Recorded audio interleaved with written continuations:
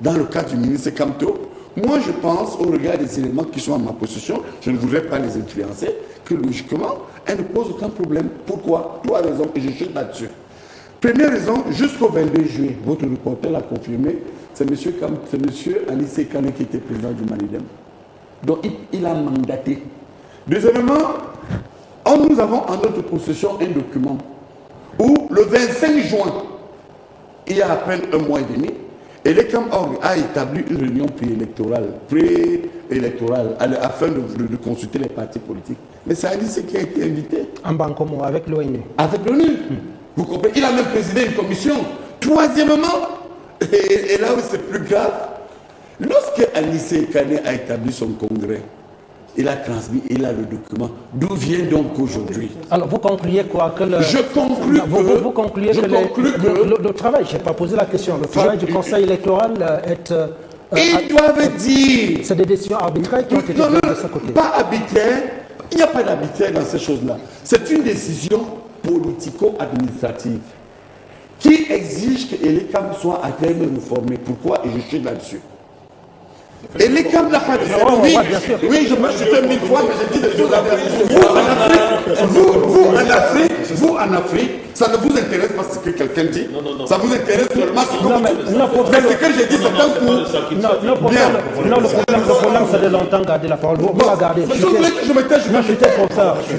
Sauf que... Est-ce que je peux vous demander quelque chose? Je vous en prie. Pourquoi sur les 35 de ces candidatures qui ont été déposées, vous limitez à ne parler qu'une...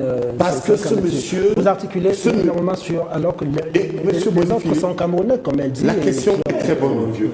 La question est bonne. Pourquoi? Je n'ai pas de contentieux avec le ministre Kamto. Vous faites... Et je l'assume. Et je l'assume. Vous faites de la quartierie, j'accepte. De la sauvagerie, j'accepte. Mais ne me coupez pas. Écoutez-moi bien. La question du journaliste, je vais répondre. Pourquoi je m'occupe particulièrement de ce cas? Parce que c'est M. Kamto, le professeur Kamto est persécuté.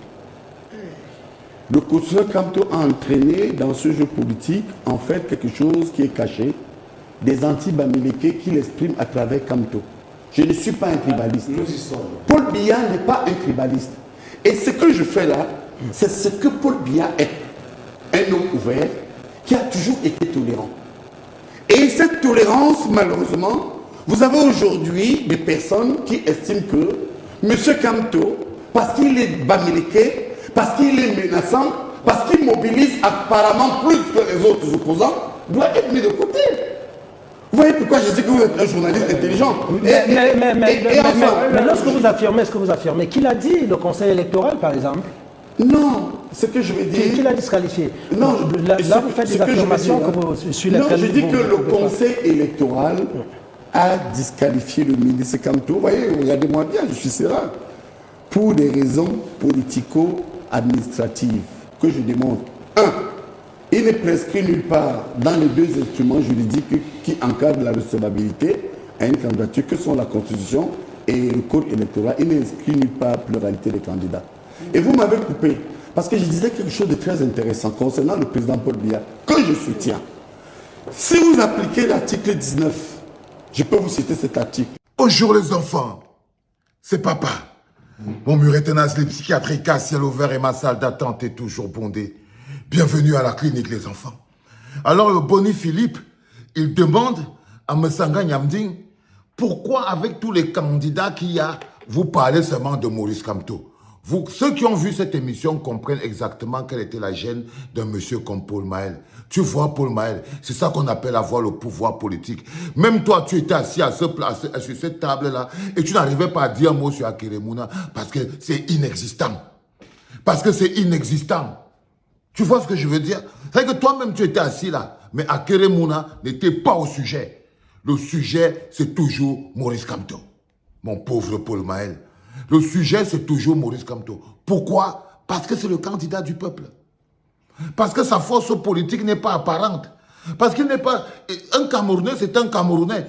Qu'il ait la carte électorale ou pas, il est d'abord un Camerounais. Et il a droit à la considération en tant que Camerounais. Un Camerounais sans carte électorale n'est pas un sous-Camerounais. Mon pauvre Paul Mahel. Tout n'est pas que politique. La fraternité républicaine dépasse le cadre des partis politiques. La fraternité républicaine, Paul Mahel, dépasse les cadres politiques. Mais vous êtes encore très loin de comprendre une notion comme celle-là. Toi, tu es encore à des milliers de kilomètres, mon petit pauvre Paul Mahel, de comprendre des notions aussi importantes que la fraternité républicaine. Et c'est par fraternité républicaine que M. Sanga Nyamdi défend le cas Maurice Kamto, parle du cas Maurice Kamto, pas seulement parce qu'il subit une injustice criarde, mais parce qu'il est persécuté. Il a dit, M. Sanga Nyamdi, que ce n'est pas seulement l'injustice qu'il subit qui est important, mais c'est aussi la persécution qu'il subit sur sa personne. C'est-à-dire qu'il est attaqué d'abord par une alliance politico-administrative. C'est ça qui te dépasse à dire, Paul Mahel, en tant qu'ancien journaliste, en tant que jeune, en tant que membre de l'opposition, toi, tu ne vois pas la manœuvre politico-administrative parce que la rage et la jalousie que tu as envers Maurice Kamto, pour des raisons que j'ignore, c'est même pas ton égal. C'est même pas ton égal, c'est-à-dire que vous avez mis sur pied un mécanisme politique par la détestation et la jalousie. C'est dingue, vous voulez être quoi, les leaders de l'opposition. Ce n'est pas la course aux leaders de l'opposition qui se passe, mon pauvre Paul Mahel. Ce n'est pas ça. Et c'est ça qui est difficile pour toi à comprendre. On n'est pas à la course aux leaders de l'opposition. Pas du tout. Donc, quand toi-même, en tant qu'un membre de l'opposition, en tant qu'un ancien journaliste, tu ne vois pas la persécution sur Maurice Kamto, tu ne vois pas l'attaque politico-administrative, c'est un biaïste. Mais Sanga Nyamdi, c'est un biaïste qui est choqué par l'attitude des opposants sur le plateau. Même le journaliste était choqué par ton attitude. Même le journaliste, M. Paul Mahel, était choqué par ton attitude. Le frère que nous avons en commun, Boni Philippe, qui a grandi avec toi aussi, on a tous grandi ensemble. Toi, Paul Mahel, moi, Valsero, Boni Philippe, on a mangé le tarot ensemble, le cuit ensemble, le congrès ensemble. Je ne savais pas que vous finirez aussi bas. Et là, je parle de toi, de manière personnelle, de notre génération. Tu es rentré par la politique. Je te dis que dès que vous entrez en politique par profession, ça devient compliqué. Hein? Tu as le fonctionnement de quelqu'un qui est entré en politique par profession, pas par conviction, mon pauvre Paul Mahel. Tu n'es pas entré en politique par conviction, non, tu es entré là par profession. Donc du coup, tu obéis et tu n'as aucune direction claire et nette. Ce qui fait de toi un disque vide dans lequel on peut installer n'importe quoi. N'importe quel logiciel peut être installé. Et là, on a installé le logiciel de ta détestation de Maurice Kamto parce qu'avant, tu n'étais pas comme ça. Avant, tu n'étais pas comme ça, Paul Mahel. Donc, le côté vide du logiciel, de la tête qui te sert de logiciel, de disque dur, on a installé des logiciels un peu compliqués là-dedans qui font que tu n'as plus rien de logique. Alors, le bonhomme qui est assis à côté de toi, qui s'appelle Msanga Nyamdi, qui a d'abord très honte de ta posture, te dit qu'il parle de Maurice Kamto parce que Maurice Kamto est persécuté. D'après toi, est-ce qu'il n'est pas persécuté? D'après toi, Paul Mahel, est-ce qu'il n'est pas persécuté? Non. C'est parce que vous êtes la nouvelle majorité présidentielle. Toi, vous n'avez même pas le coffre d'être des gens qui veulent même gagner une élection. Quand tu te vois toi-même, Paul Mahel, si tu étais dans une équipe qui veut gagner cette élection, tu aurais fui. Parce qu'il te faut du courage et de la force. Pour gagner une élection présidentielle, il faut être déterminé. Il faut prêt à affronter son adversaire. Il faut être prêt à souffrir, à saigner, à suer, à aller en prison. Si tu veux gagner cette élection, tu n'es prêt à rien de tout ça. Tu n'es prêt à rien de tout ça. À rien. Non, tu es un homme, tu es un fonctionnaire politique. Ben voilà, c'est le mot qu'on trouve pour des gens comme toi. Tu es un fonctionnaire politique. Ça veut dire que, quoi que tu dois avoir toi-même un salaire par mois, si on peut voir. Parce que quand je vois comment tu fonctionnes comme un mercenaire. Il n'y a pas la moindre conviction dans ce que tu dis, surtout quand quelqu'un t'a connu avant.